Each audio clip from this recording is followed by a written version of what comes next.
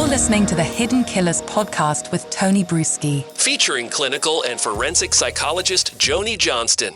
A new federal grand jury in place, or at least we're now aware that it is in place, taking a look into Sean Diddy Combs. This is separate from the sex trafficking allegations and that investigation where his home was raided a bit more than a month ago. Now, this is taking a look much more closely at the people who filed civil lawsuits against him and those folks who popped up in the video footage at his house. We've not seen that, but the authorities have obtained that. Joining me to discuss, Joni Johnston, forensic psychologist.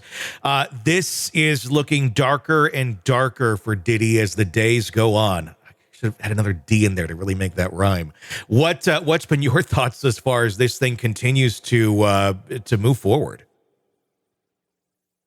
It's snowballing. Mm-hmm. I mean, I think it's turning into an avalanche. And it is interesting sometimes because we've seen this happen before with other celebrities, Mm-hmm. where it started out with one person making an accusation or some rumors starting, and then people start coming forward, and all of a sudden we start seeing this just snowball Mm-hmm. of people coming forward. And I think two questions always come up in this situation. One is, how could this go on for so long, Mm-hmm. without there being some action taken or some consequences?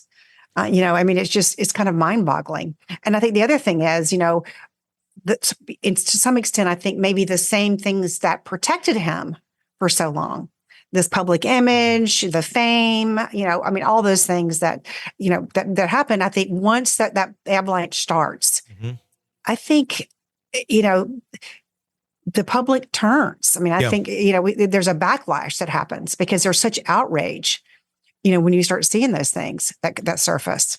And how much do you believe that outrage will continue to compel potential victims here, or alleged victims of Diddy, to start coming forward, who may have in the past been very reluctant to, just because they wanted to continue on with their lives and not have to keep reliving these alleged nightmares over and over again?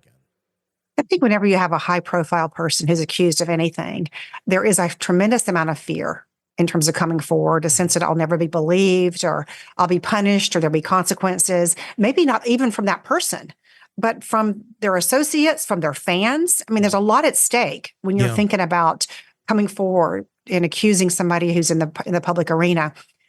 I think once there's a support, Mm-hmm. I think a person starts feeling that the tide is turning, that somebody else has kind of taken that first step to do that. I think that it provides a huge amount of safety, or for other people to come forward and say, this happened to me too.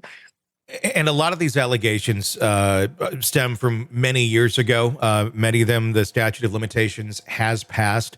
When the grand jury hears the testimony that some of these folks are going to be in for giving at some time soon, what kind of evidence are they going to be looking for? What kind of information are they going to be able to gather that's going to paint a clearer picture, or maybe able to paint a clearer picture with some absolute, finite, direction here of, it looks like he was doing these things. You don't have it necessarily on camera. It didn't just happen a month ago, but consistency-wise. Yeah, I think, if you're thinking about being on a jury, what would you be looking for? You're going to be looking for consistency among stories. You're going to be looking at what are the other possible motivations for people to come forward. In other words, do people have secondary gain issues that they're trying to get? You're going to be looking at how credible that person is. That, of course, comes into play when we're talking about, are there any other motives? Is there any other kind of video evidence? Mm-hmm. So you're going to be looking at corroboration. You're going to be looking at consistency of stories. You're going to be looking at a pattern of conduct. And of course, the more victims you have coming forward, you see that pattern of conduct. Mm-hmm. Are the stories pretty similar? So I think they're going to be looking at all those things and evaluating. Did this person do these things? What is the evidence? Who are the people speaking for? How credible are they? The other thing that I would be looking for too is, these victims, they might not have come forward publicly, Mm-hmm. but most people who experience some kind of traumatic experience, they tell somebody. Mm-hmm. It could be a friend. Yeah. It could be a minister. It could be a parent.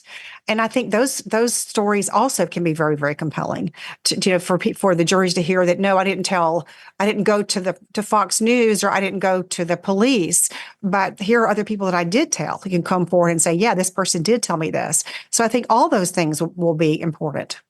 There's obviously, when someone has trauma, if they seek mental health help for it, which I'm going to imagine with the amount of accusations that we've heard against Diddy, I'm hoping several have gone and talked to a psychologist or a psychiatrist or whoever, a counselor, to try and work through some of the trauma that they've gone through.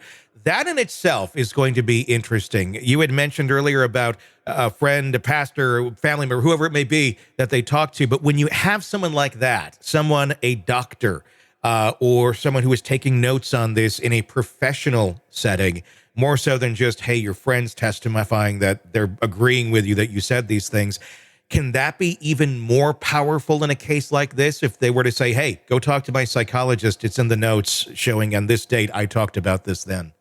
100%, because not only can that therapist talk about the fact that this happened, they're going to have documented details about what their client said during that time.